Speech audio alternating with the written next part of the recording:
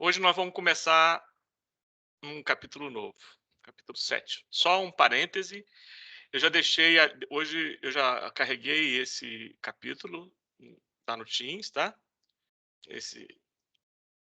Esse arquivo PowerPoint que da aula de hoje e da aula que vem também, vai ser o mesmo arquivo, que é o capítulo 7, né? E carreguei também a lista de exercício, a 7ª lista de exercício, que é sobre sedimentação, que é para entregar daqui uma semana, na quarta-feira. Não é isso, Raíssa?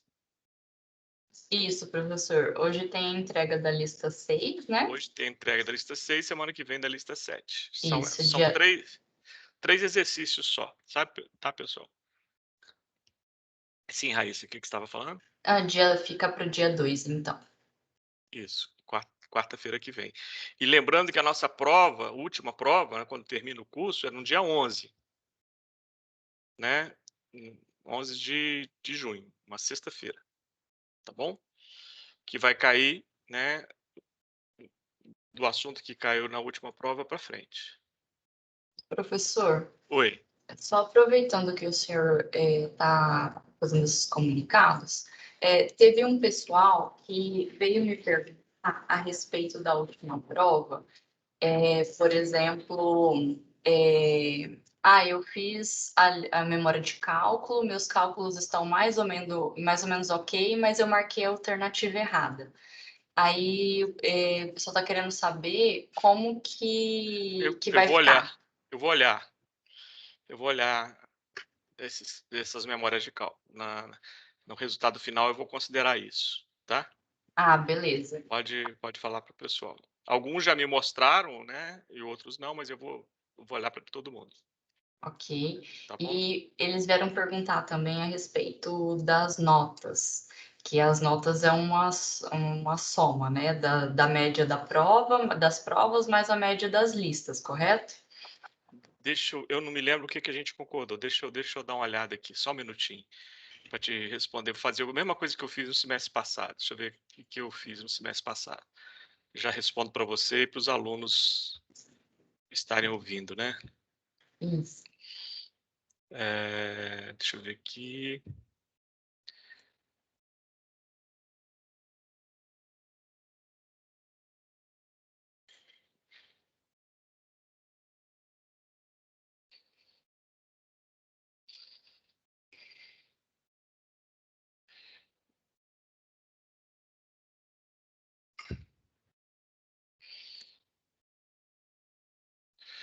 A média das provas vai valer 60% e não.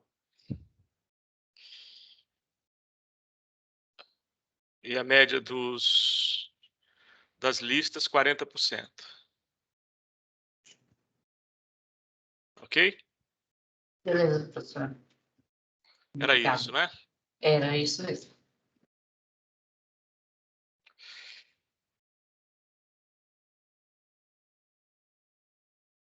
Então, 60% a média das provas, 40% a média das listas.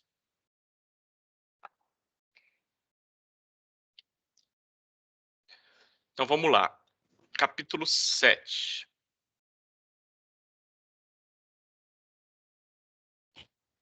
Leito fluidizado e leito de jorro. Esse é o capítulo 7. Hoje nós vamos falar sobre o primeiro, o leito fluidizado. Referências para o leito fluidizado, o livro do Kuhn e Levenspiel, Fluidization Engineering, o livro do Davidson e Harrison, Fluidization. Esses dois livros tem na biblioteca, são específicos de fluidização. Esse Levenspiel é um cara que trabalha com reatores, então dá para perceber que leito fluidizado é muito usado como reator químico, né? Uma figura lendária na engenharia química também, que faleceu tem pouco tempo. Faleceu já bem velhinho, tem pouco tempo. Um cara muito voltado ao ensino de engenharia química, um cara muito bom, americano.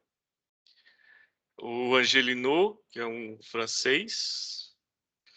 Essa publicação foi quando ele esteve no Brasil, passando um período sabático. E o Perry, capítulo 20, da quinta edição, o meu Perry, que trata de fluidização também. A fluidização foi desenvolvida nos anos 20 do século passado, no final da Primeira Guerra Mundial, para gasificação de carvão, visando a produção de gás de síntese.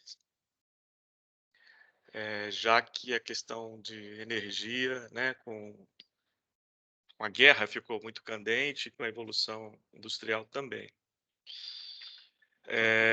O gasificador Winkler foi o primeiro teste de uma aplicação maior em larga escala do leito fluidizado,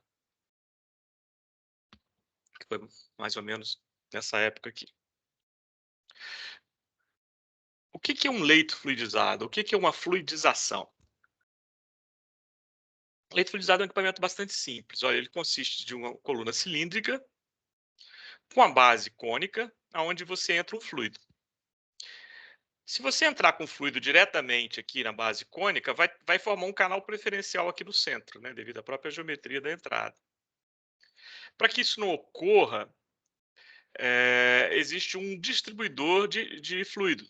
Esse fluido pode ser um líquido ou um gás. Então, esses pontinhos aqui na interseção entre o cilindro e o cone é chamado de distribuidor. Esse distribuidor é um meio poroso consolidado, cuja função, o próprio nome diz, é distribuir. Distribuir o quê? O fluido homogeneamente ao longo do leito. Então, as partículas estão na parte cilíndrica, elas estão aqui, ó. Então, aqui você está vendo um leito de partículas. Se o fluido passa com uma velocidade bem baixinha, é escoamento em meios porosos, é aquilo que a gente viu no capítulo 3, né? O fluido vai passar pelos poros interpartícula e vai embora. Esse assunto nós já vimos. Inclusive, nós vamos usar alguns conceitos que nós vimos aqui no entendimento do equacionamento leito fluidizado. Mas se a velocidade do fluido for grande o suficiente para que a força de arraste, lembra que a força de arraste é aquela força M, força que o fluido exerce sobre a matriz porosa, ela é função da velocidade, né? Quanto maior a velocidade, maior a força M. Então, se a velocidade for o suficiente para que a força de arraste for igual ou maior que o peso menos o empuxo das partículas, essas partículas vão deixar de ficar paradinhas, vão deixar de ser um meio poroso estático, fixo, e vão começar a se movimentar. E esse movimento das partículas é algo muito interessante. Por quê? Porque melhora o contato fluido-partícula e faz com que as partículas se movimentem ao longo do leito, não formando as chamadas zonas quentes, que pode ser muito prejudicial para várias aplicações de leito fixo. Principais aplicações do leito fluidizado, como reator, como eu já disse, como secador de fertilizantes, de produtos químicos, de minerais, de polímeros, no revestimento de partículas. Então, são aplicações importantes. A mais usual é como reator químico mesmo. Vantagens do leito fluidizado. Eu tenho uma mistura rápida das partículas. Como eu falei, quando a força de arraste, a força M, for maior que o peso menos empuxo, as partículas vão ficar se movimentando aqui, misturando aqui dentro desse leito de partículas, não vão ficar mais paradinhas, não vão ficar mais fixas. Isso é muito interessante. Isso é muito interessante porque essa mistura conduz um leito praticamente isotérmico, evitando-se os chamados pontos quentes. Vamos imaginar aqui uma aplicação que talvez seja mais fácil de você entender, como secagem, como secador. Imagine que você tem aqui um leito, as suas partículas é um determinado cereal que você está secando. E você entra com ar quente. O que esse ar quente vai fazer? Qual o princípio da secagem? Que vocês vão ver lá em OP4. O ar quente vai retirar a umidade da partícula. Por que você retira a umidade de cereais? Porque se você estocar o cereal úmido, ele vai mofar. Ele vai ser atacado por micro-organismos. Então, você tem uma umidade de segurança para ele ser estocado. Então, assim que o produto é colhido, ele precisa passar por um processo de secagem. Então, você entra com ar quente. Através de um processo de transferência simultânea de calor e massa, ou seja, o ar quente cede calor ao material, às partículas, elas vão evaporar a água que está no interior das partículas ou na superfície das partículas, esse ar quente. Então, existe uma transferência de massa, né? A umidade do sólido sendo arrastada pelo ar. E existe uma transferência de calor, né? O calor do ar sendo oferecido para as partículas. O que vai acontecer? Imagina aqui, eu estou com leite paradinho, leite fixo, escoamento hemisporosos clássicos. O ar aqui, né, na base do leite, perto do distribuidor, ele está quente e está seco. À medida que o ar for caminhando para cima, ele vai ficando mais úmido, porque ele está retirando a umidade do sólido, ele está absorvendo essa umidade, e vai ficando mais frio, porque ele cedeu calor para o sólido, perdeu o calor. E então ele vai caminhando, vai ficando mais úmido e mais frio, ou seja, o potencial que ele tem para retirar a umidade do sólido vai diminuindo. E ela vai ter um produto heterogêneo, né? Aqui embaixo o sólido vai estar mais seco e mais quente. Aqui em cima o sólido vai estar mais úmido e mais frio. Não vou estar com um produto homogêneo.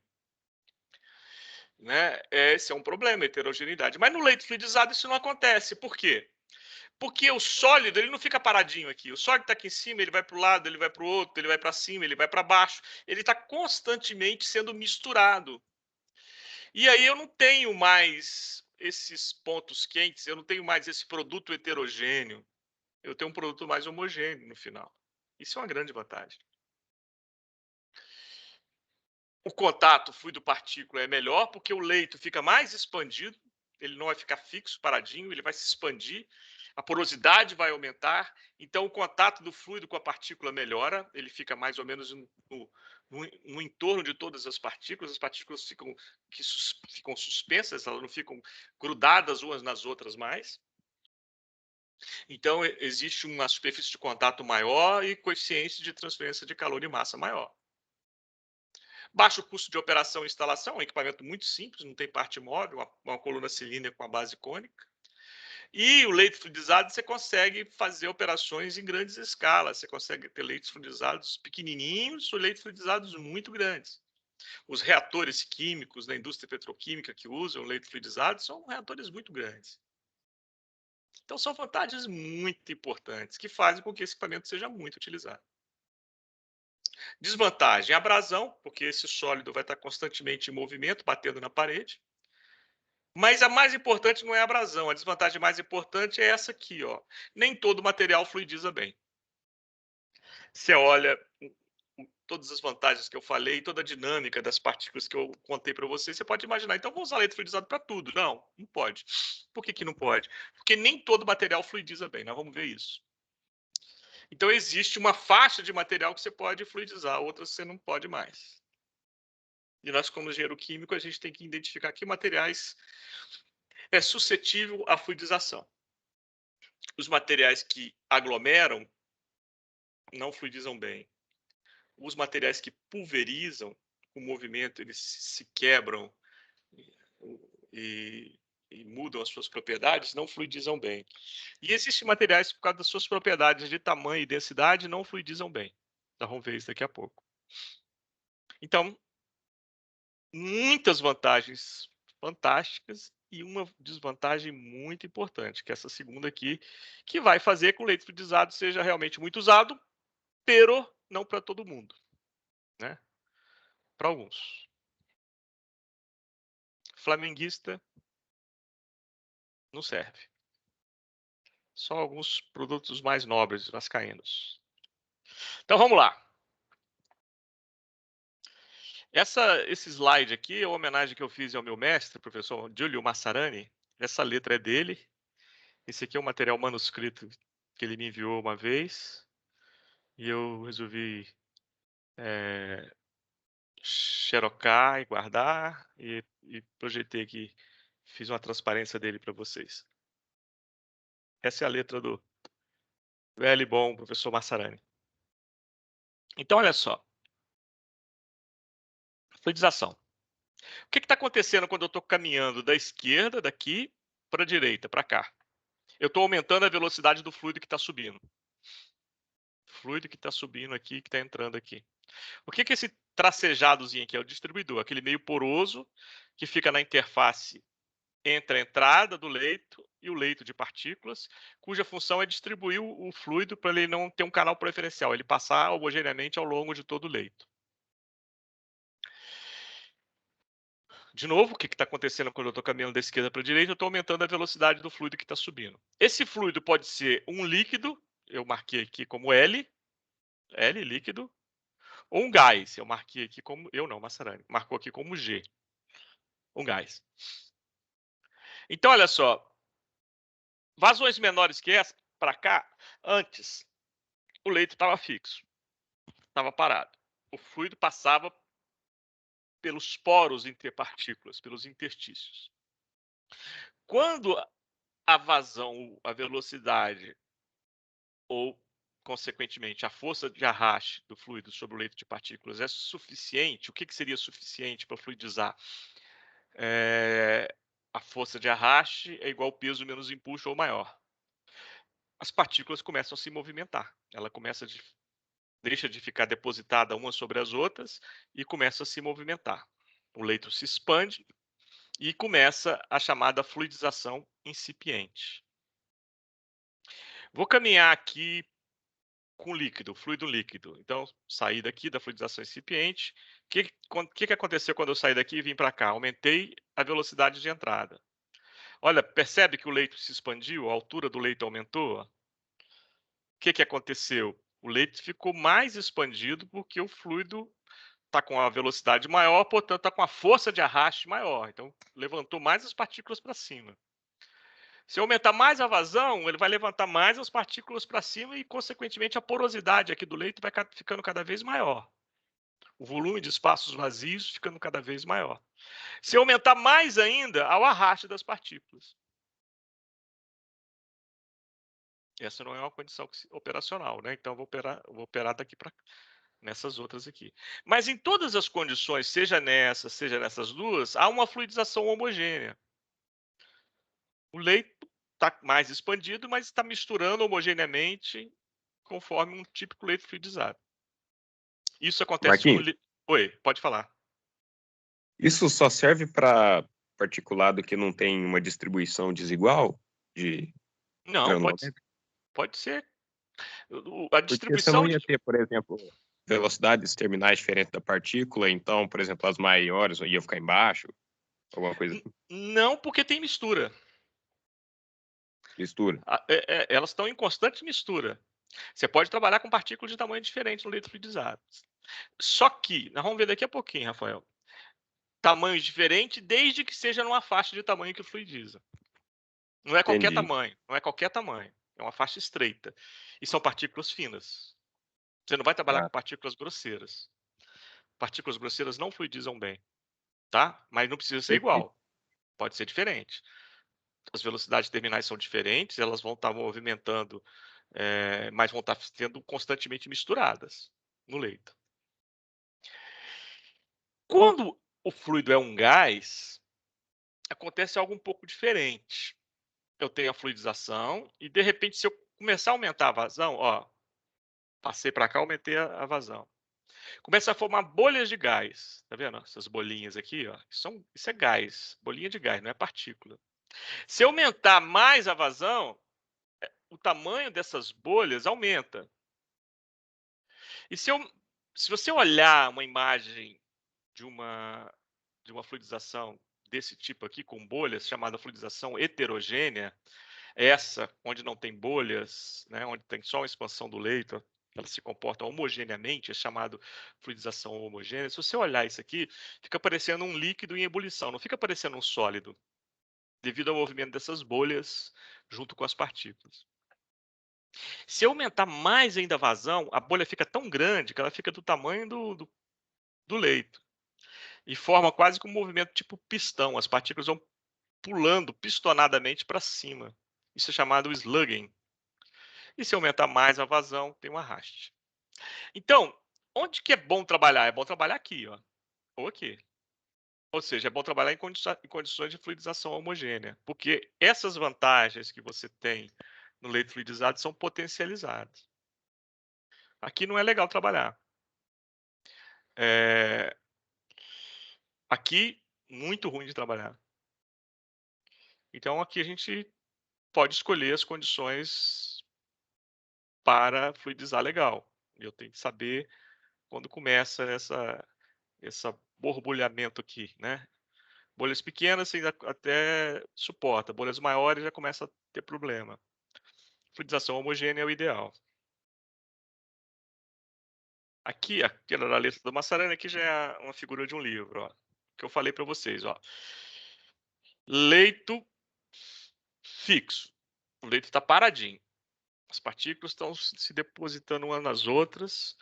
Se eu passar fluido aqui, gás ou líquido em baixa vazão, ele vai passar pelos poros, não vai mexer nas partículas, porque ele não tem força de arrasto suficiente para isso. E vai atravessar pelos poros, pelos interstícios interpartículas, até ir embora. Leito fixo. Se eu for aumentando a vazão de entrada desse fluido, vai chegar no momento onde a força de arraste vai ser igual ao peso menos o empuxo. Aí esse leito começa a se movimentar e aí começa a fluidização incipiente, a fluidização propriamente dita. Eu chamei aqui fluidização mínima, que seria a mínima vazão para ele começar a fluidizar. Ou seja, uma vazão, uma velocidade de entrada equivalente a uma força de arraste que faz as partículas se movimentar. Ou seja, uma força de arraste igual ao peso menos empuxo. À medida que eu vou aumentando mais a vazão a partir dessa condição de mínima fluidização, que eu chamei de MF, aqui a altura do leito na mínima fluidização, à medida que eu aumento mais a vazão, o que vai acontecer? O leito vai se expandindo, ele vai aumentando de tamanho. Mas, com líquido, eu vou ter sempre uma fluidização homogênea. Com gás, eu vou ter, às vezes, condições de fluidização homogênea maior do que a mínima. Mas com gás, se eu for aumentando mais, a vazão começa a formar as chamadas bolhas, olha, que eu falei para vocês, aí começa a chegar na fluidização heterogênea com as bolhas. Não fica um leito fluidizado com as características de homogêneas que eu falei para vocês. Se aumentar mais, aumenta o tamanho da bolha, até o ponto onde ela fica do próprio tamanho do leito, a chamada movimento pistonado, uma fluidização turbulenta, também chamado de slugging. E se eu aumento mais ainda, tem o arraste. Isso para gás. Bom, agora eu vou colocar aqui alguns vídeos para vocês visualizarem aqui tudo isso que eu falei. O primeiro vídeo vai ser de uma fluidização homogênea. Então, o que vocês vão ver aqui não é líquido, tá? É sólido mexendo. Parece um líquido, mas é sólido mexendo. Esse branquinho aqui, ó, são partículas. Só que elas são pequenininhas. Então, vamos ver a fluidização homogênea. Ó. O que está acontecendo na fluidização homogênea? Percebe as partículas se movimentando? Está visível para vocês? Sim.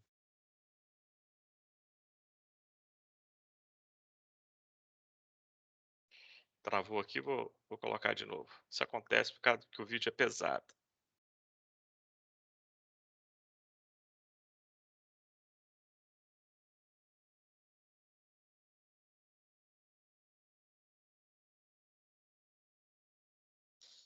Vamos lá.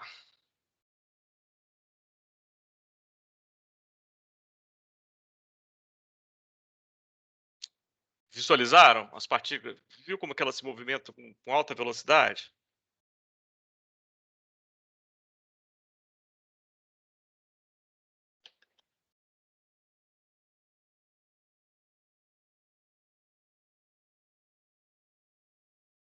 Esses vídeos são pesados, estão travando o PowerPoint.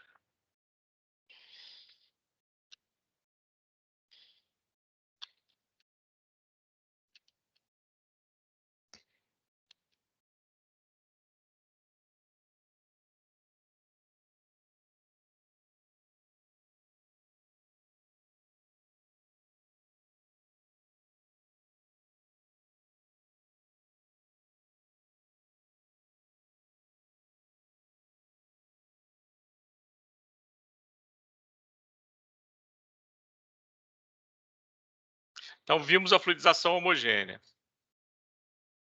Agora, vamos ver a fluidização heterogênea. Agora, o que vocês estão vendo aqui são leitos fluidizados. Um corte para melhor visualização na parte interna dele. Aqui com bolhas menores, aqui com bolhas maiores. Qual a diferença desse leito para esse? A vazão de entrada do ar. Aqui, a vazão é maior do que aqui. Os dois estão entrando gás, por isso fluidização heterogênea. Você não tem fluidização heterogênea com líquido, só com gás. Então essas bolhas aqui são de gás. Esse cinza aqui, ó, é tudo partícula, tá vendo? Todo esse cinza aqui é partícula. Você vai ver, parece um líquido em ebulição, não parece um sólido, tá vendo? Legal, né? Olha, viu que aumentei a vazão, o tamanho das bolhas aumentou? Viu que legal?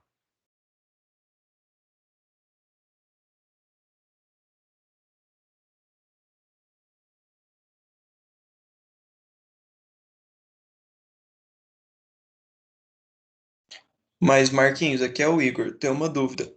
Uhum. Nesse caso aí, quando aumenta a vazão e aumenta essas bolhas, não é o ideal, né? Não é o ideal. Não é uma condição boa de trabalhar. Então, aí nesse caso seria sempre melhor trabalhar sempre com líquido em vez de gás? Não, às vezes a aplicação não pode Ah, ser com líquido, né? Por exemplo, você vai secar sólido, secar cereal com líquido, você não seca, você vai umidificar entendi. ele, né? Então, mesmo E eu vou tendo te dizer uma coisa, a maioria das heterogêneo. aplicações do leite fluidizado é com gás, não é com líquido. Ah, e mesmo assim gerando bolha, né? Porque com gás É, basicamente sempre vai ter, né? sim, mas As aí bolhas. que tá. Sempre vai ter. O que você precisa saber? Primeiro, identificar quais os sólidos que vão formar bolha sempre. Aham, Vai ter sólidos que vai formar bolha em algumas condições. Esse é o ideal para você trabalhar, porque você vai trabalhar na condição que não forma bolha, certo. né? E você pode identificar um sólido que forma bolha, mas trabalhar com bolhas bem pequenininhas, de tal forma que você não perde muito as propriedades de homogeneidade do leito, entendeu? Basicamente vai estar homogêneo. É. Aham. Olha só, essa aqui, Igor, a velocidade está maior ainda do ar. Não É, parece um, não parece nesse, não parece um líquido em ebulição? Não é legal? Olha, massa, né? nesse caso aí não dá para trabalhar, né? Não, não. Não é uma condição boa de trabalhar. Olha só que legal. Muito interessante. Você vai ter que trabalhar com vazões mais baixas que essa, certo, Igor? Uhum. Agora, olha só, aqui uma condição onde o sólido forma aquele slugging logo em velocidades baixas, não é em velocidades muito altas. Isso significa que esse sólido aqui não deve fluidizar. Você não é bom fluidizar com ele. Você tem que procurar uma outra alternativa para ele. Sabe que sólido é esse aí? Arroz. Grão de arroz. Então, o equipamento que a gente vai ver na aula que vem, é o leito de jorro, nasceu exatamente por isso, porque quem estava pesquisando o leito fluidizado para secagem observou que boa parte dos cereais você não conseguia fluidizar ele bem. E aí que surgiu outro equipamento, que é o leito de jorro, que você consegue trabalhar com partículas maiores, tá? Olha só como que forma aquele slugging, aquelas canalizações, aquelas bolhas grandes, logo em baixa velocidade, ó. Olha só. Isso é arroz. Isso não é uma partícula para se fluidizar. Você perceberam que as outras que eu mostrei antes eram materiais mais finos que esses? Perceberam? Você não, quase que você não identificava a partícula antes, né? Tão pequena que ela era. Aqui não, aqui são partículas maiores, olha. Você viu que no fluidiza legal? Forma aqueles movimentos pistonados, né? Ou canalizados. Tá vendo? Uma canalização aqui, ó. A mistura não é tão boa quanto na fluidização homogênea. Ficou claro por esses vídeos, pessoal? Hein? Estou perguntando. Sim. Sim. Essas condições. Aqui ó, é uma condição não operacional, mas só para vocês visualizarem. Inclusive, esse vídeo eu já até mostrei para vocês quando eu mostrei sobre ciclone. Aqui é quando eu tenho uma arraste. Então, esse aqui é um leito fluidizado. O material aqui, se eu não me engano, é de craqueamento catalítico. E uma condição de arraste, ou seja, a condição onde as partículas são arrastadas. Por que tem esse ciclone aqui? Exatamente para coletar essas partículas caso tem algum problema operacional e as partículas sejam arrastadas, ó. Ó, tá vendo? Ela tem um arraste no leito fluidizado e tem um ciclone para não perder essas partículas, ó. Então, o ciclone coleta essas partículas. Marquinhos, Oi. por que líquido não forma bolha? Bolha de gás, né, Rafael? Ele Bolha, poderia ser uma bolha de líquido? mas quando você tem uma bolha no líquido, é o quê? Quando você tem uma coluna de líquido e tem uma bolha subindo, o que que é naquela bolha que está subindo? Quando você tem um refrigerante que tem uma bolinha subindo, o que tem naquela bolinha ali? É líquido? Não, É o quê? gás. Gás. Mas você Bolha poderia ter uma região assim, não sendo uma bolha, mas um interstício de líquido subindo ali. não forma. Não forma por causa das propriedades do líquido, né? Tensão superficial, viscosidade, densidade. Entendi. Líquido não forma bolha. Tá bom? Beleza.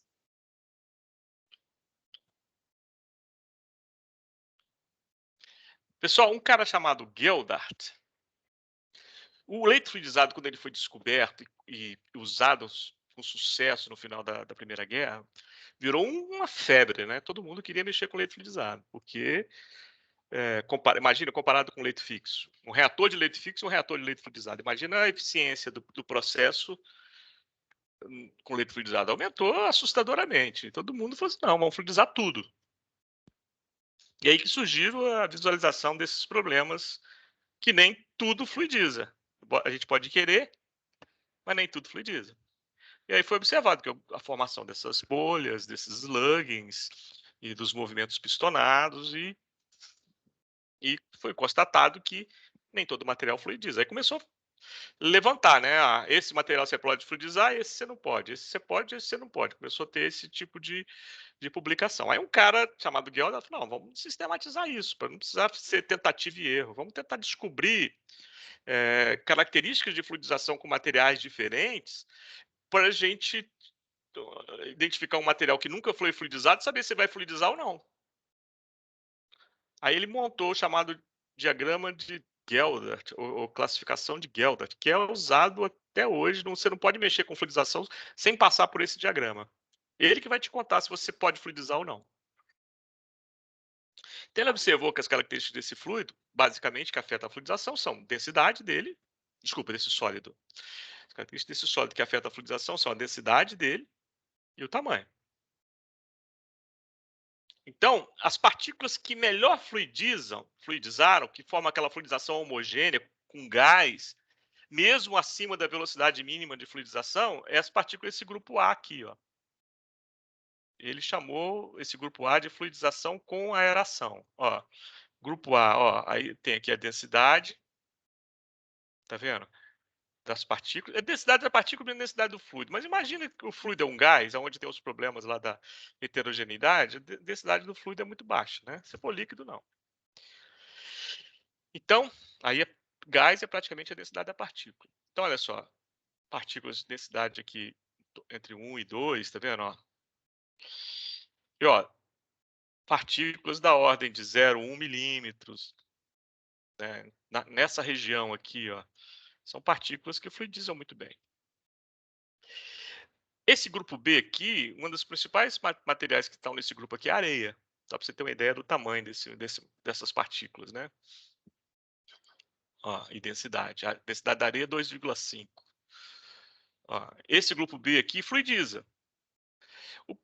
A única desvantagem comparada com o grupo A é que a fluidização heterogênea com gás acontece em baixas velocidades, logo um pouco acima da mínima fluidização. Lembra que a mínima fluidização é aquela velocidade onde ele deixou de ser leite fixo e começou a fluidizar. Velocidade do fluido, né?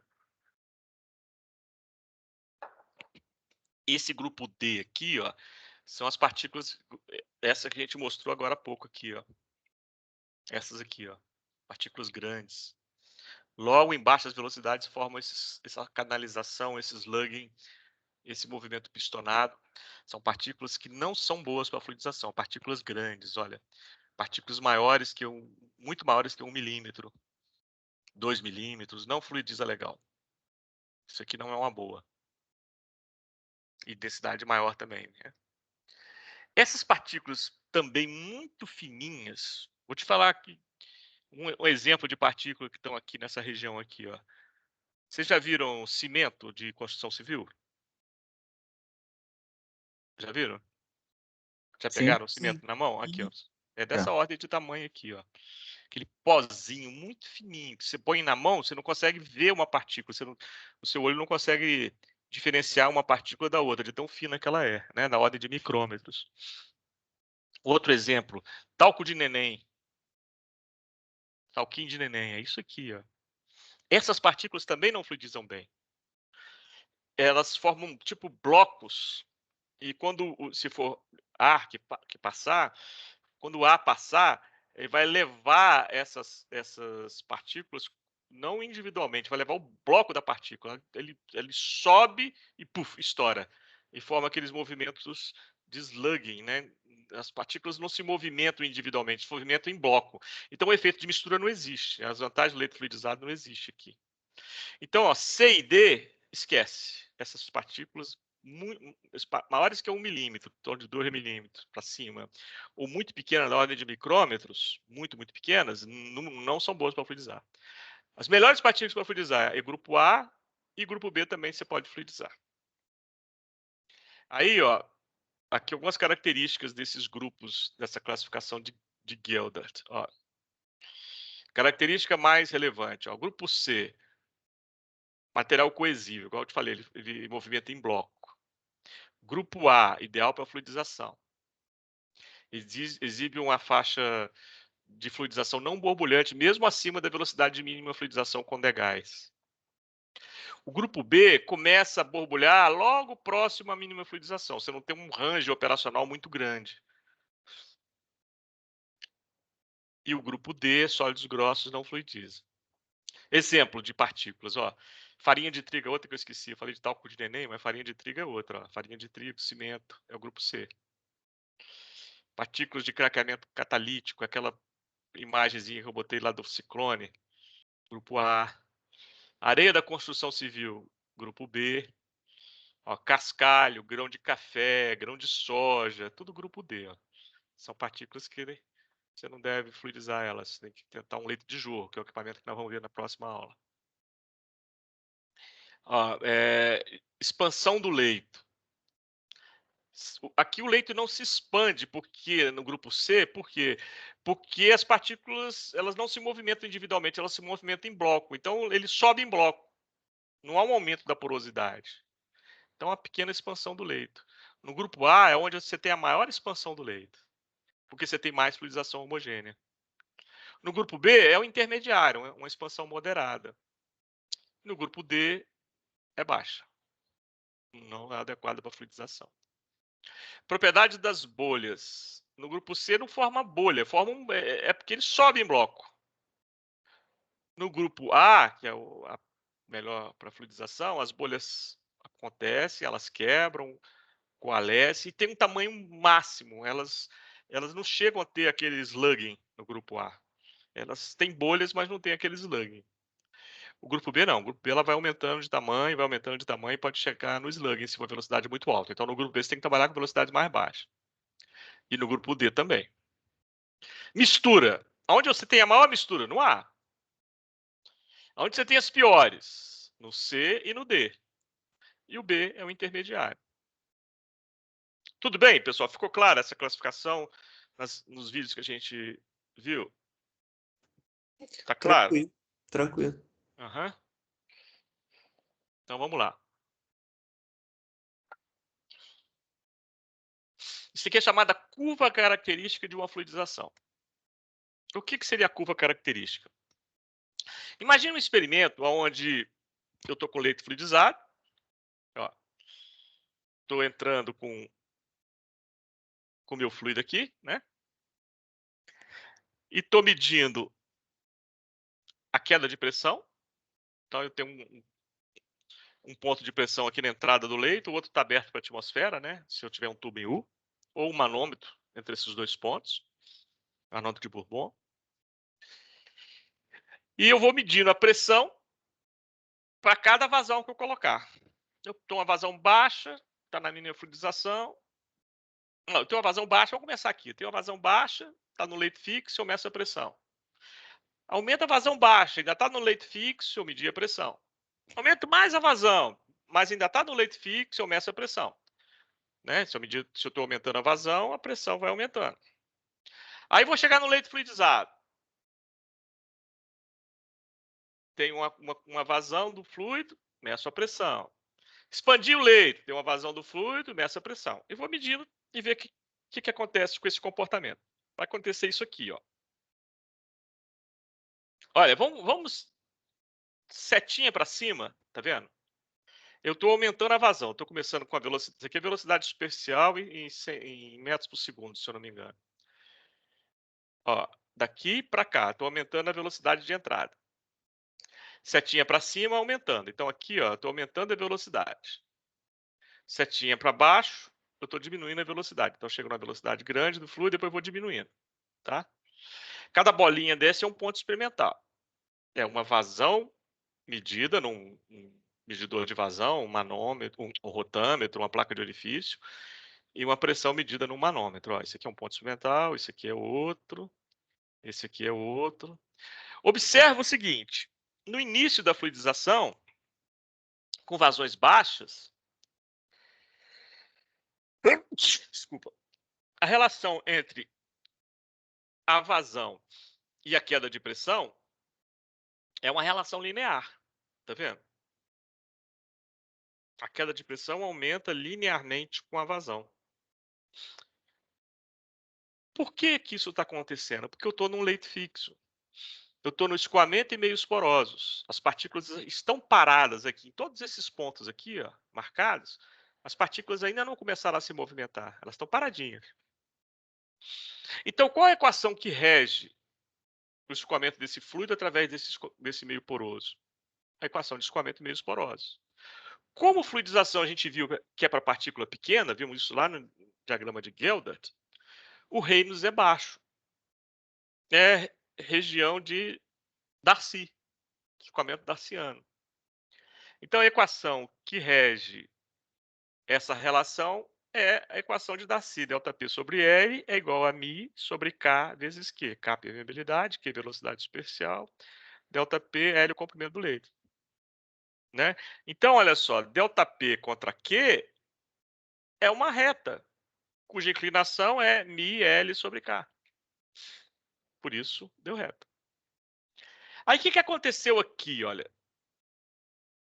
De repente, essa vazão aqui é da mesma ordem de grandeza do peso menos o impulso das partículas. Se é da mesma ordem de grandeza, as partículas deixam de ficar paradinhas e começam a se movimentar. Se as partículas começam a se movimentar, o leito se expande. Se o leito se expande, aumenta a área de passagem do fluido. Por isso que há uma redução da pressão aqui, olha, percebe? Ó, puf, a pressão diminuiu. Você fala, mas por que diminuiu com o aumento, como a vazão aumentou? Diminuiu porque a porosidade do leito aumentou, ele ficou mais expandido. Tem canais livres, mais livres para o ar passar. E olha, você percebe que à medida que eu vou aumentando a vazão, a queda de pressão ficou praticamente constante, com uma inclinação muito baixa. Por quê? Porque eu aumento o atrito, né? Fluido parede, fluido partícula, mas por outro lado, eu aumento também, à medida que eu vou aumentando a velocidade, eu aumento também a expansão do leito. O leito vai ficando cada vez mais aberto, mais poroso, que faz com que a resistência à passagem do fluido seja menor. Então, um efeito compensa o outro e tem uma queda de pressão praticamente constante, ó, até chegar ao arraste. Então, aumentei a vazão, cheguei aqui. Antes do arraste, eu voltei. Voltei e fui diminuindo a velocidade da vazão de entrada, a velocidade do fluido de entrada. Aí, de repente, puf, secou o leito. Morreu. Por que morreu? Porque a velocidade passou a ser menor do que a força de arraste. Então, ela não consegue mais movimentar as partículas. E aí, o que aconteceu? Voltou a ser leite fixo. Voltou a ser reta, tá vendo? De novo aqui, ó. Voltou a ser uma retinha. Aqui eu estou diminuindo a velocidade, mas continua sendo leite fixo. A interface entre o leite fixo e o leite fluidizado é conhecida como região de mínima fluidização. Então, aqui eu tenho a velocidade de mínima fluidização e aqui eu tenho a queda de pressão de mínima fluidização. Mínima fluidização, ou seja, a velocidade mínima para que a partir dela comece a fluidizar. Agora, você percebe duas coisas que eu queria chamar a atenção para você, chamar a atenção de você aqui. A primeira, leite fixo. Olha, o leite fluidizado foi igual à ida e à volta, ó, você não diferenciou. O leite fixo, a ida está numa reta acima da volta. Ida que eu falo é vazões crescentes, volta é vazões decrescentes. Então, os dois são lineares, porque aqui é leite fixo, aqui é leite fixo. Mas você percebe que a reta da volta das vazões decrescentes está abaixo da reta da ida? Significa que com a mesma velocidade eu tenho uma queda de pressão maior na ida do que na volta? Quem me explica isso? Quem conseguir me explicar, eu vou dar uma foto do Vasco campeão da Taça Rio desse ano. Quem consegue me explicar? Quem ganha a foto do Vasco campeão da Taça Rio?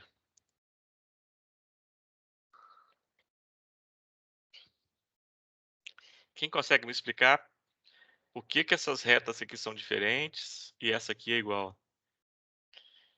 Porque a ida é diferente da volta na região de leite fixo. Ninguém quer ganhar a foto do Vasco? Não é um prêmio bom? Hein, pessoal? Marquinhos, tem a ver com a perda de líquido? Não, não tem Da... líquido aí. Não, eu falo assim, no leite fixo, quando não faz uma secagem, meio que uma secagem, nessas Não, partículas. independente da aplicação, isso acontece. Ah, Vamos supor entendi. que você não está secando. As partículas são esferinha de vidro, você não vai secar. Aham. Se fizer isso com esferinha de vidro, acontece exatamente isso.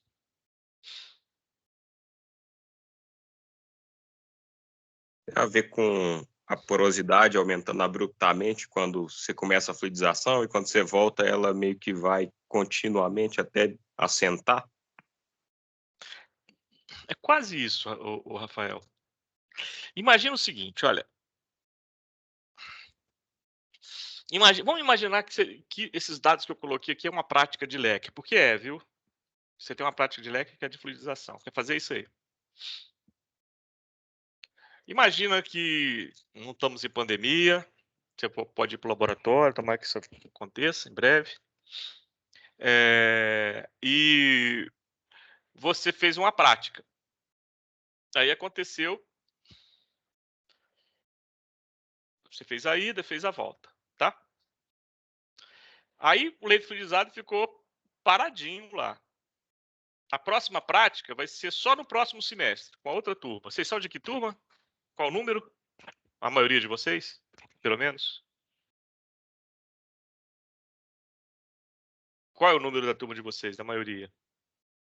80? Hein, gente? Ninguém para me responder? Eu acho que é 80 e 81. Tá, vamos imaginar que seja 80. A maioria de vocês é da 80. Vamos supor, então, vocês são da 80, fez a prática de leque agora. No próximo semestre, a 81 vai fazer a mesma prática. Só que esse leite fluidizado ficou parado 6 meses no laboratório. Ninguém mexeu nele. O que vai acontecer? Essas partículas vão se compactando, concorda comigo? Vão se compactando, elas vão ficando com porosidade bem baixinha. Beleza? Aí aconteceu exatamente isso. Ó. Ela foi na ida e veio na volta. Agora vamos imaginar que vocês, a turma 81, que veio depois de vocês, tem duas turmas. Uma vai fazer na prática na segunda, a outra vai fazer na prática na terça. Então, Aconteceu isso aqui porque o leito ficou 6 meses parado. Aí aqui vai fazer na terça, essa reta daqui, ó, que estava aqui em cima, vai ficar bem pertinho daqui de baixo. Porque ele ficou só um dia paradinho, o leito, não deu tempo do leito se compactar. Em outras palavras, a curva da ida de vazões crescentes depende do nível de compactação do leito, depende de quanto tempo aquele leito ficou parado. Então, essa curva da ida é variável. Depende do nível de compactação do leito. Agora, a da volta, a curva da volta, a sua, a da 81 do próximo semestre, a 81 que fez na segunda, a 81 que fez na terça, são todas iguais. Porque todas aconteceu a mesma coisa. O que o Rafael falou, o leito descompactou, venceu a inércia, voltou e voltou na mesma condição. Então, a curva da ida depende do nível de compactação do leito. Ela é variável. A curva da volta é sempre igual. Então, quando você levanta os parâmetros do leito fluidizado, velocidade de mínima fluidização e queda de pressão na mínima fluidização, você levanta eles na ida ou na volta? Com vazões crescentes ou decrescentes? Qual que é constante? Decrescente. Decrescente. Sempre com vazões decrescentes. Porque essa não vai depender do nível de compactação do leito. Ok, pessoal? Ficou claro? Ficou claro? É uma pergunta. Ficou sim. Ok. Vou avançar então. Então, vamos equacionar esse problema da fluidização. Ó, a fluidização tem início quando o peso aparente do sólido é igual à força de arraste. Já concordamos com isso, né? Então, quando a força de arraste é menor do que o peso aparente, o leito é fixo. Ele está paradinho. Quando a força de arraste passa a ser igual ao peso aparente, as partículas começam a movimentar e começa a fluidização. Tá, o que é o peso aparente? Peso aparente é peso menos empuxo. Então vão comigo aqui, ó. Acompanha comigo aqui. Ó, A é a área transversal do leito. Esse leito as partículas estão numa seção cilíndrica. A é πd2 sobre 4. Vezes L é a altura do leito. O que é esse MF aqui? Ó? Condição de mínima fluidização. Estou falando do início da fluidização. Então, o que seria a área transversal, vezes a altura? Eu estou perguntando. O que é AL? Ou ALMF? Volume? Volume. Rafael, esse volume é de quem? É das partículas ou das partículas mais dos poros? O volume total? Total, eu acho. Total, é. Você está medindo lá o L, dentro daquele L tem o quê? Tem partículas e no meio lá tem os poros, né? É o volume total. Certo, Rafael? Certo. Beleza. Qual a fração desse volume total é só de partículas? Bom, a fração do volume total que é só de poros é porosidade, não é? Isso. E qual que é a fração do volume total que é só de partículas? 1 menos a porosidade, não é? Isso. Beleza. Então, se eu multiplicar esse volume total por 1 menos a porosidade, eu tenho quem? O volume dos sólidos. Concorda? Estou perguntando. Sim. Isso aqui é o volume dos sólidos. Por que apareceu esse epsilon MF aqui, a porosidade na mínima fluidização? Então, isso aqui é o volume dos sólidos. Se eu multiplicar o volume dos sólidos para o ρS, quem que eu vou encontrar? Massa. Massa de quem? Dos sólidos. Sólido. Massa dos sólidos vezes G, quem que é? Peso aparente? Não. Peso. É só o peso. É o peso. MG. É o peso. O que é o empuxo? O peso aparente é peso menos empuxo, não é? O que é o empuxo? Ó, o empuxo é o volume dos sólidos vezes o ρ, né? Volume do líquido deslocado, não é isso? Definição de empuxo lá da física. Vezes G, né? Massa do líquido deslocado vezes G. Certo? Então, Certo. peso menos empuxo. Então, isso aqui é peso menos empuxo. A força de arraste, aquela força M, não sei se vocês lembram, a força que eu dei para vocês é força por unidade de volume. Então, como isso aqui é força, não é força por unidade de volume, eu vou multiplicar pelo volume. Qual que é o volume? A LMF. para ficar força, não ficar força por unidade de volume. Então, M vezes o volume da força. Força de arrasto igual peso menos empuxo. Beleza. Aí eu corto a LNF com a LNF do outro, eu encontro o M em que a fluidização começa. A fluidização tem início, ou seja, qual é a força de arrasto suficiente para fazer o fluido se mexer? É essa aqui, ó. Descobri. Esse M é aquela força de arrasto. Tudo bem até aqui, pessoal? Guarda essa equação aqui que eu vou precisar dela. Ó. Então, esse M é a força de arrasto que faz o fluido, faz as partículas se mexerem, faz as partículas fluidizarem. Mas lá do escoamento em meios porosos, eu descobri que eu sei que ΔP sobre L é igual a M, igual a força de arrasto. Certo? Então, vamos lá. Quem é o ΔP sobre L?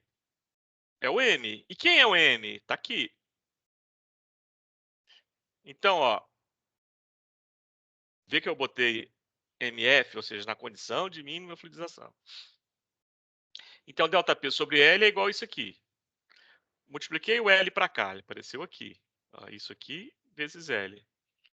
Agora eu vou multiplicar e dividir por A. Então, vai ficar isso aqui sobre A. E o que é isso aqui? Ó? Olha para cá. É o próprio peso aparente. Ó. Então, descobri uma expressão para prever a queda de pressão na mínima fluidização. A queda de pressão nesse patamar aqui. Ó. Porque a queda de pressão na mínima fluidização é a própria queda de pressão no leito fluidizado operante. Ó. Varia muito pouco. Então, a previsão da queda de pressão na mínima fluidização. É o peso aparente do sólido sobre a área transversal do leito, πd2 sobre 4. Olha que legal.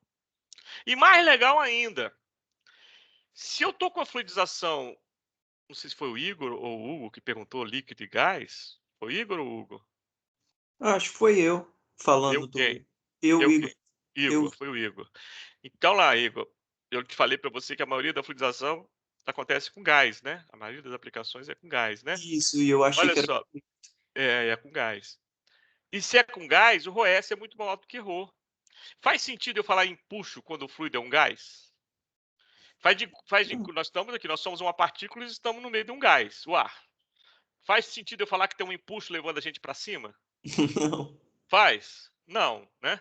Faz sentido quando a gente está dentro de uma piscina, né? Isso. Porque aí o fluido é o quê? Um líquido. Líquido.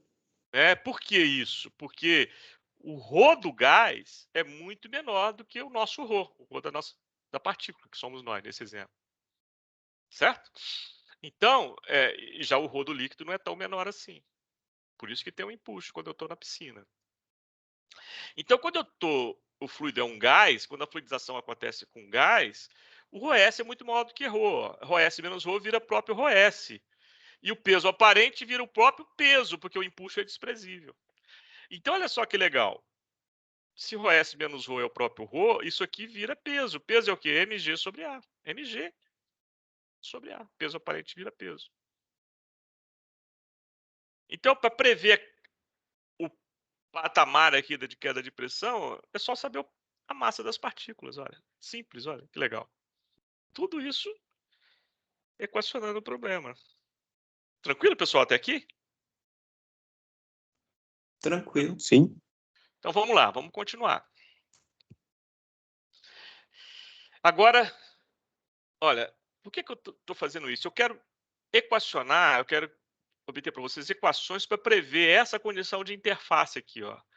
Porque quando você vai fluidizar, o que você quer descobrir? Eu quero descobrir quando eu começo a fluidizar. Eu preciso fazer um experimento para isso? Não, eu estou fazendo, às vezes, um projeto. Eu estou projetando o equipamento, eu não tenho nem ele pronto. Então, eu quero saber qual a condição de fluidização para esse material que eu vou trabalhar, ou seja, qual a velocidade do fluido a partir da qual ele fluidiza e qual a queda de pressão que ele vai fluidizar, para mim ter projetar o equipamento lá, se for gás, um soprador, se for líquido, é uma bomba. Então, esses parâmetros aqui, a velocidade na mínima fluidização e a queda de pressão na mínima fluidização, são parâmetros imprescindíveis no projeto. Então, vamos lá, já equacionamos aqui uma previsão para queda de pressão na mínima fluidização. Agora, vamos equacionar o problema para a velocidade na mínima fluidização. Vou botar aqui em termos da velocidade superficial, aquele Qzinho que a gente viu. Beleza. Ó, Já concordamos com isso aqui, né? A fluidização começa com essa força de arraste aqui. Beleza. E lembramos que a força de arraste pode ser equacionada pela equação de Forsyth, que é essa aqui. Mas falamos também que fluidização, segundo aquele diagrama de Geldat, é para partículas pequenas.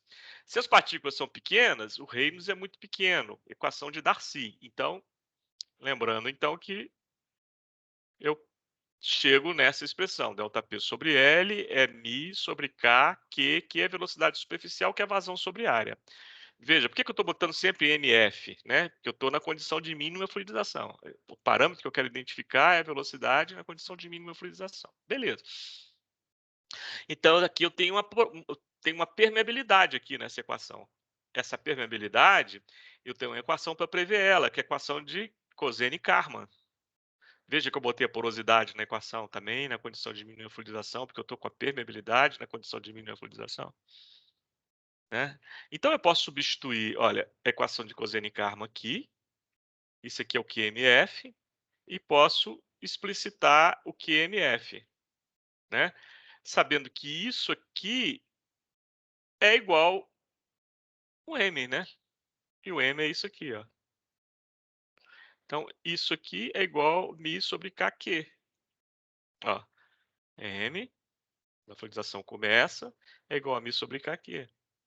E K é Cosen-Kármán. Então, eu posso explicitar a velocidade na mínima fluidização e eu tenho aqui uma expressão para prever a velocidade na mínima fluidização. Olha que legal. Função de variáveis que geralmente eu conheço ou eu sei medir. Bacana, né? A porosidade na mínima fluidização, vou precisar dela para calcular aqui a velocidade. Ó. Como é que eu acho a porosidade? Bom, a altura do leito na mínima fluidização é muito próximo da altura do leito fixo. A expansão é muito pequena, quase que a variação entre o leito fixo e a condição de mínima fluidização é desprezível em termos de variação de altura. Depois que vai expandindo o leito, que a altura começa a aumentar mais. Então, esse LMF aqui é o próprio leito fixo, praticamente. Ó, massa é a massa das partículas que está no leito fluidizado. Eu sei medir, eu pesei antes de fluidizar. Olha só. Rafael, você já concordou comigo que isso aqui é o volume total, não já, Rafael? Sim. Volume total vezes 1 menos εmf é o quê, Rafael? Volume de sólido. Volume de sólido. Vezes a densidade do sólido é o quê, Rafael? Massa de sólido. Massa do sólido. Massa do sólido eu medi. A altura do leito eu sei. A área transversal também eu sei, porque é πd2 sobre 4. ρS também eu conheço.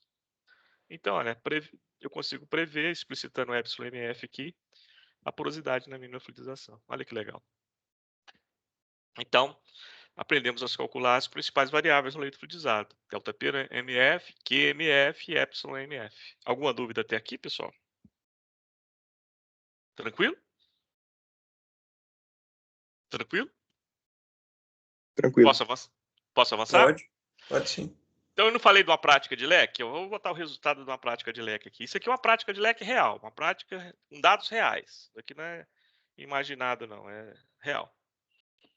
Então, olha só, foi feita uma prática de laboratório.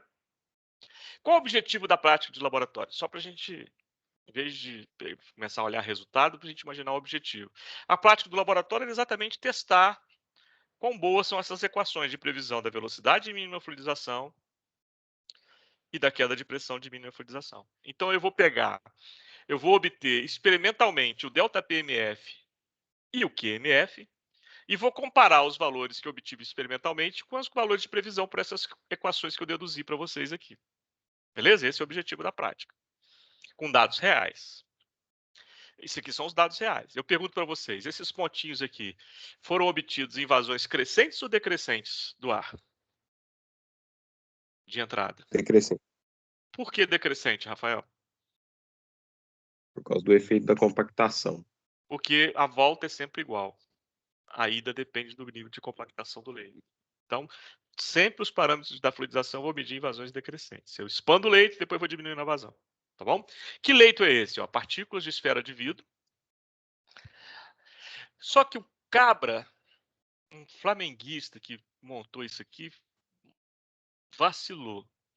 Ele botou essas partículas, sabia, só deu essa informação. As partículas vão de 38 a 150 micrômetros.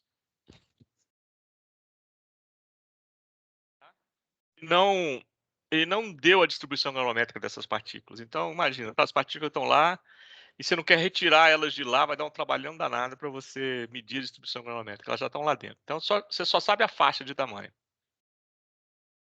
Densidade, esferinha de vidro. O diâmetro do leito fluidizado, o diâmetro da coluna cilíndrica.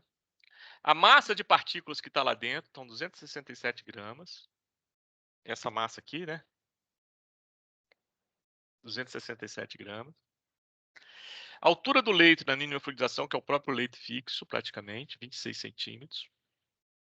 E aí começou, a partir de uma vazão bem alta, 2.860 centímetros cúbico por minuto, foi diminuindo a vazão e medindo a queda de pressão correspondente. Aqui medido num medidor de vazão, um rotâmetro, por exemplo, e aqui medido num manômetro. Beleza. Então, esses são os dados. Experimentalmente, como é que eu obtenho a velocidade na mínima fluidização? É essa aqui, ó. Tá vendo? A vazão na mínima fluidização é essa aqui. Dividido pela área, eu acho a velocidade. Porque aqui eu tenho um leito fixo, né? Reta. E aqui eu tenho o patamar do leito fluidizado. Então, aqui é a interface entre a reta do leito fixo e o patamar do leito fluidizado. E tem o valor experimental da vazão e tem o valor experimental da queda de pressão. Beleza. Agora eu vou comparar esses valores experimentais com os valores preditos pela equação. Os valores experimentais são, ó, isso aqui, queda de pressão, 33,8. A velocidade experimental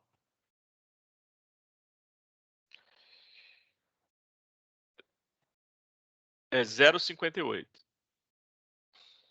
centímetro por segundo, já dividindo a vazão pela área. Ok. Então vamos ver agora os valores teóricos, os valores das equações. Eu vou precisar calcular a porosidade, porque a equação da velocidade pede a porosidade. Então vamos começar com ela. Porosidade na mínima fluidização. Essa é a expressão que eu acabei de deduzir aqui para vocês. Ó. Eu preciso da massa do leito, preciso da densidade das partículas, eu preciso da altura da área transversal e da altura do leito. Eu tenho tudo isso. Substituir valores, ó, massa 267 gramas. Densidade 2,6. A área é πd2 sobre 4. Diâmetro é 3,2 centímetros. Área 8,04 centímetros quadrados. Altura do leito 26 centímetros. Então, isso aqui é a porosidade, 0,5. Beleza.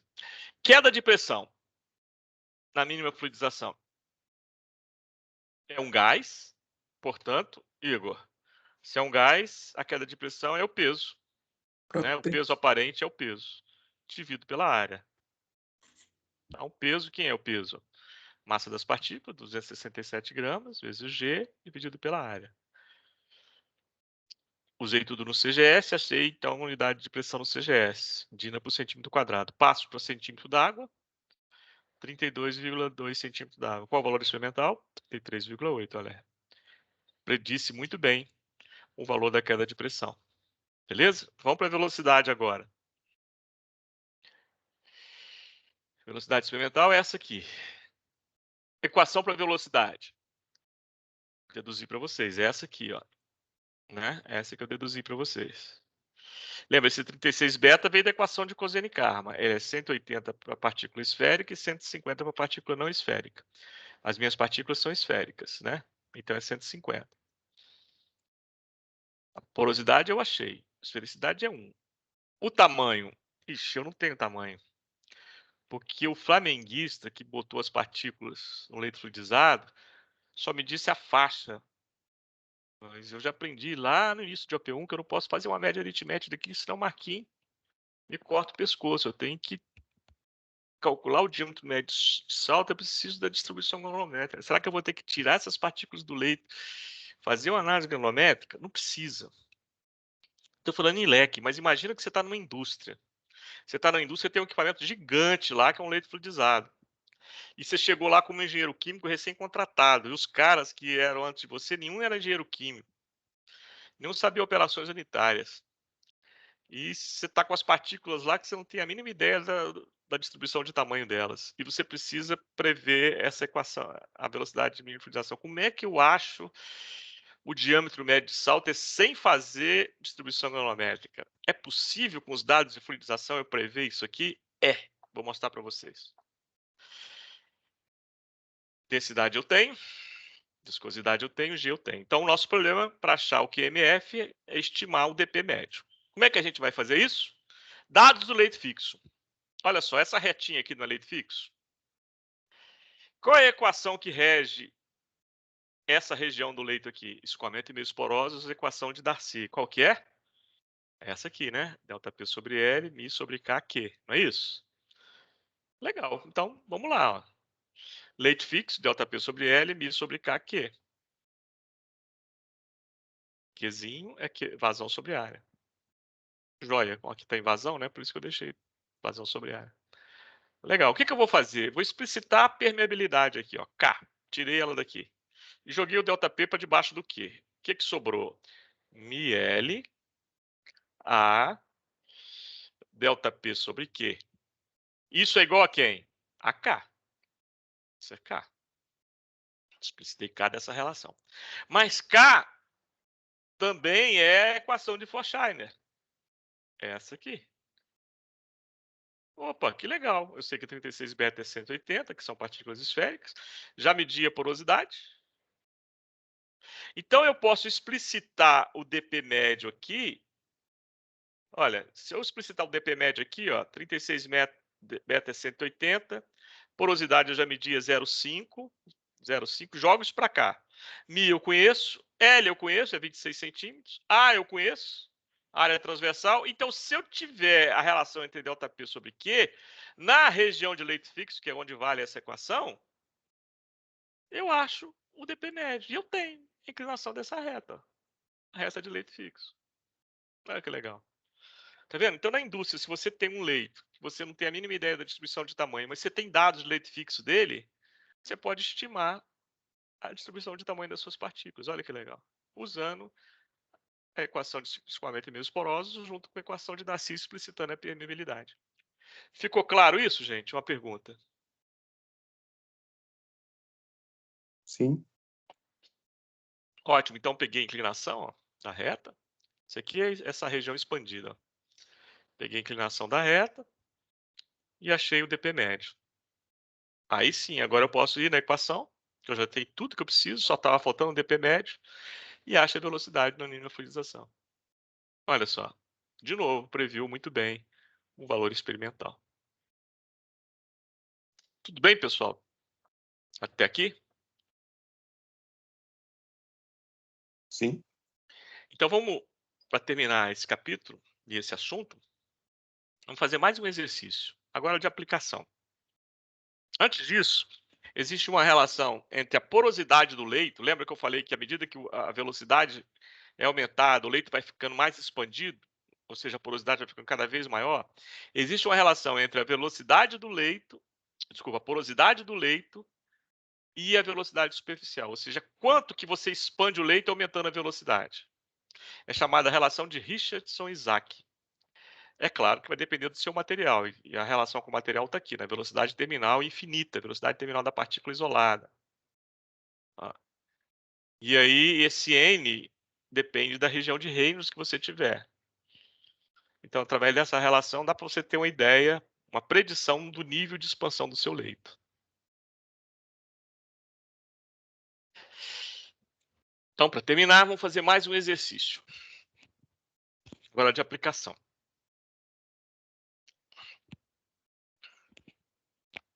A ideia é o seguinte, eu quero projetar um leito fluidizado para secar um produto químico. O diâmetro do secador, portanto, o leito fluidizado é 30 centímetros.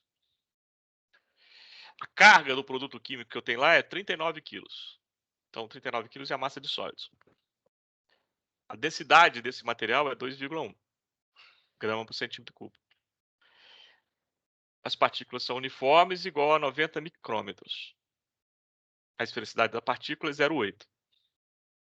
A altura do leito na mínima fluidização, que é praticamente o leito fixo na volta, depois de expandido, é 50 centímetros.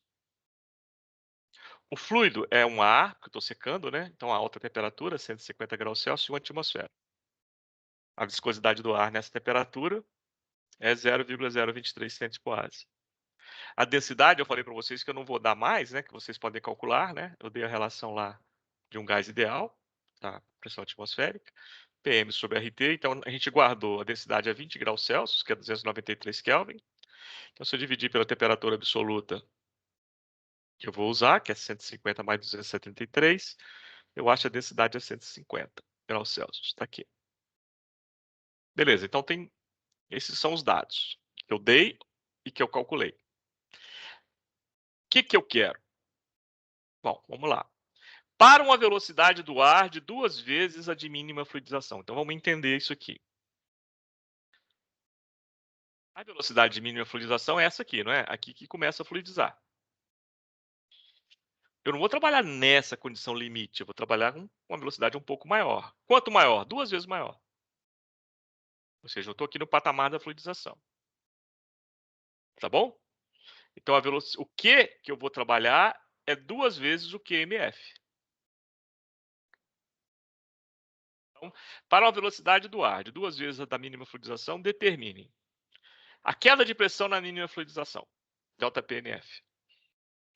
A altura do distribuidor formado por esferas de aço de 200 micrômetros. Veja, olha só, eu estou falando do distribuidor. O que é o distribuidor? O distribuidor é aquela pecinha que fica entre o leito fixo, desculpa, entre a entrada do ar e o leito de partículas, né? Que é um meio poroso. Mas esse meio poroso ele está consolidado, ele não mexe como as partículas aqui, ele está paradinho.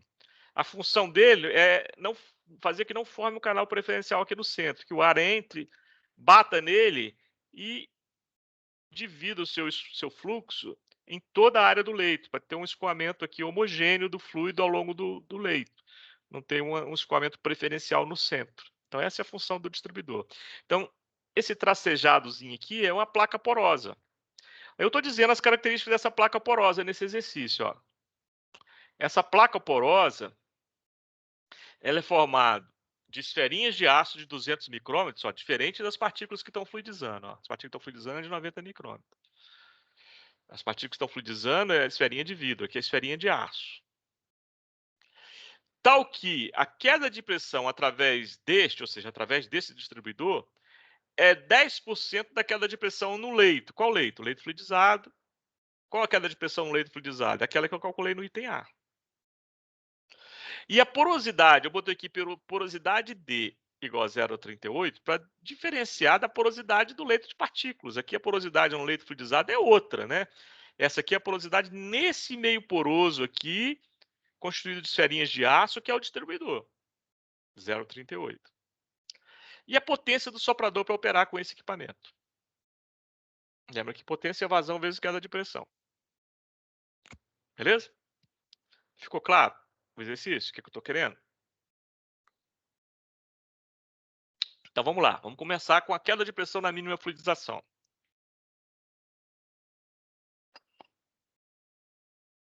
Queda de pressão na mínima fluidização, eu já aprendi, né, Igor? Que é o peso sobre a área, porque um fluido é um gás, é o ar. Peso sobre a área. Peso, massa das partículas, 39 quilos. No CGS, 39 mil gramas. G, 981. A área, πd2 sobre 4. O diâmetro é 30 centímetros. Então, a área, 706,86 centímetros quadrados.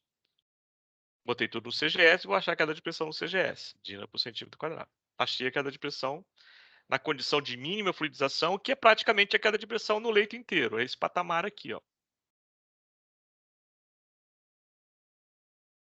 Legal. E eu disse para vocês que no distribuidor a queda de pressão é 10% desse valor aqui, né? Então a queda de pressão no distribuidor é 5.412,5 dina por centímetro quadrado. Legal. Resolvi o item A, vou para o item B. O item B pede a altura que eu vou usar no distribuidor, a espessura desse distribuidor. dessa placa porosa. Para que eu tenha essa queda de pressão, 10% dessa aqui. Vou ter isso como uma condição de projeto. Então, o distribuidor é um meio poroso, fixo. Ele não vai mexer igual o leito fluidizado, ele vai ficar paradinho. Independente da vazão que eu colocar lá, ele vai ficar sempre paradinho. Né? É um meio poroso consolidado. Equação do escoamento e mesoporose. ΔP sobre L, μ sobre K, Q. Q é vazão sobre área. Q, eu disse para você que é 2 vezes o QMF. A condição de velocidade que está entrando, olha, acompanha comigo aqui. A condição de velocidade que está entrando no leito,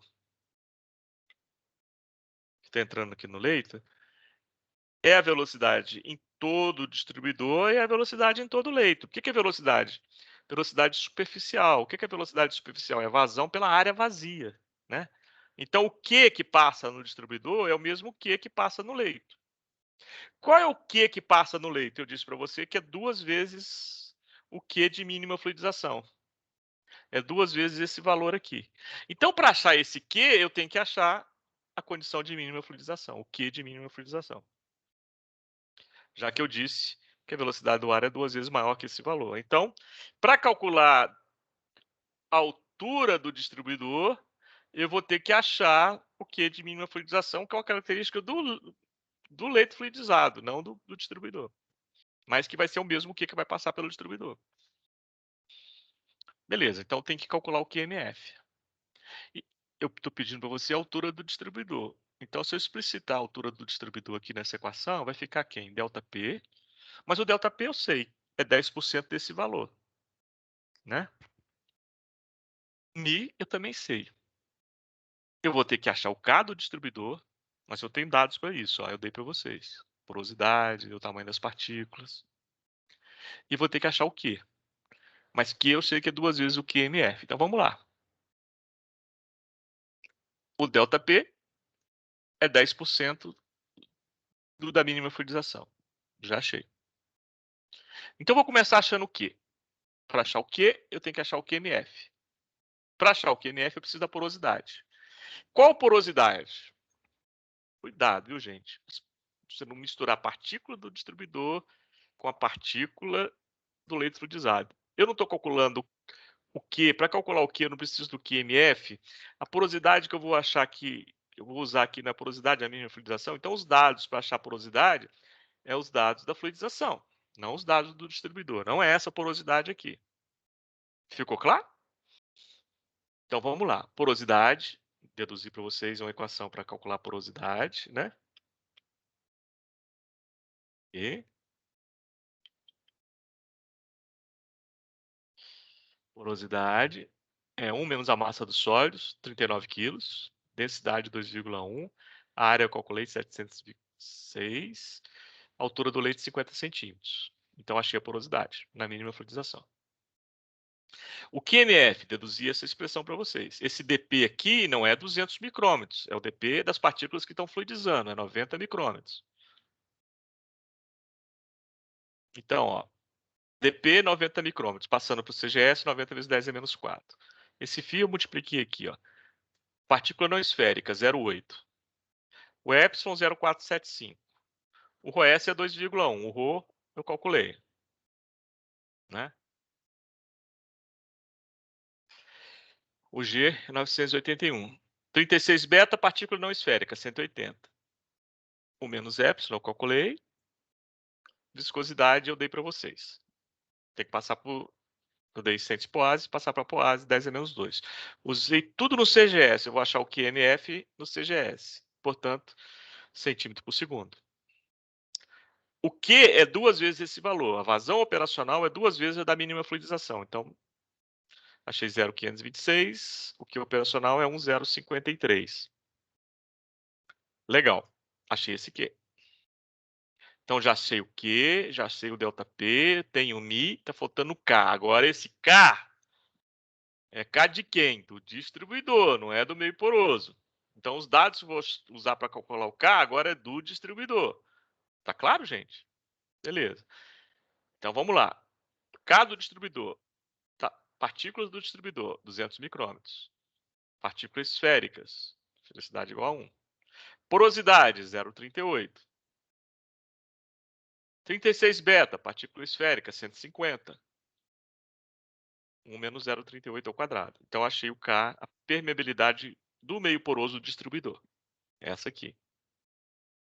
Joia. Então, agora eu acho L. Tenho tudo.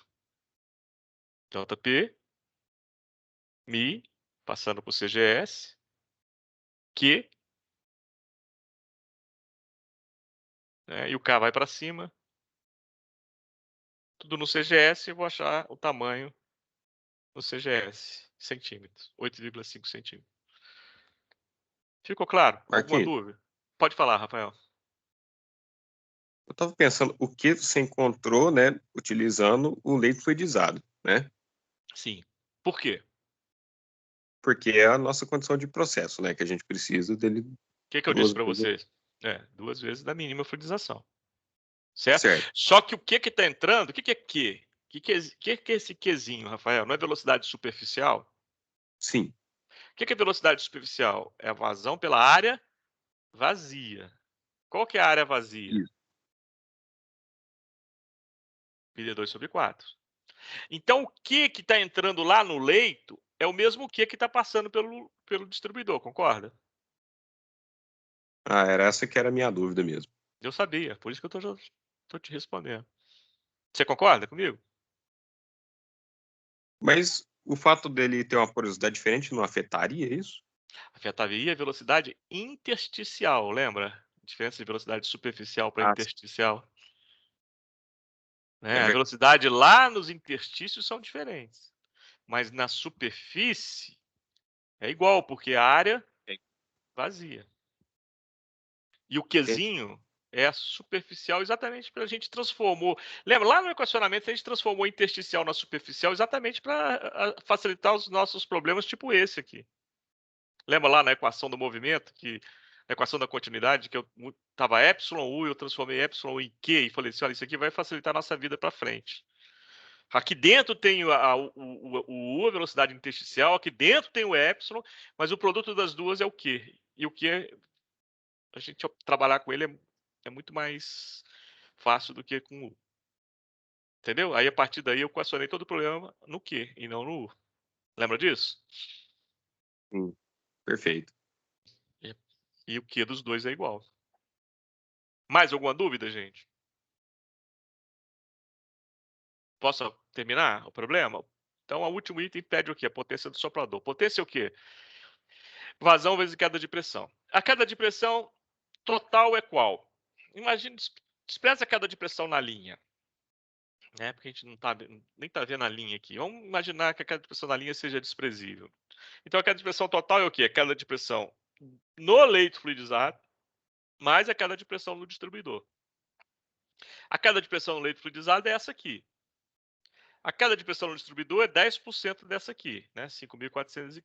Então, a queda de pressão total é quem? A do leito mais a do distribuidor. Equação para potência de qualquer equipamento centrífugo, bomba, soprador, queda de pressão em milímetros de água, vazão em metro cúbico por segundo. Esse 75 aqui transforma isso vezes isso em HP. Então, essa potência aqui está em HP. E esse 0,6 aqui é eficiência mecânica, que o equipamento centrífugo perde muita energia mecânica devido ao atrito do rotor com a carcaça. Vocês vão ver isso lá em OP2. 60% é um equipamento bem projetado, tanto bomba quanto soprador. Beleza, então, ΔP total. A soma do ΔP do leito com o do distribuidor. Achei em Dina por centímetro quadrado, passei para milímetro d'água. Deu 607 milímetros d'água. A vazão. Bom, vazão, Rafael, é velocidade superficial vezes a área vazia, né? Velocidade superficial é 2 vezes a da mínima, é essa aqui. A área vazia é essa aqui. Então, achei em centímetro cúbico por segundo, passei para metro cúbico por segundo. Então, vi que a potência que eu preciso é uma potência muito pequenininha. Esse equipamento não tem uma perda de carga muito grande. Então, qualquer sopradorzinho pequenininho, de motor pequenininho, já me atende para resolver esse problema. Beleza? Tranquilo, Beleza. pessoal? Alguma dúvida? Hoje vocês estão muito calados. Posso ficar tranquilo que vocês entenderam esse negócio? Posso? Agora é fazer exercício, né?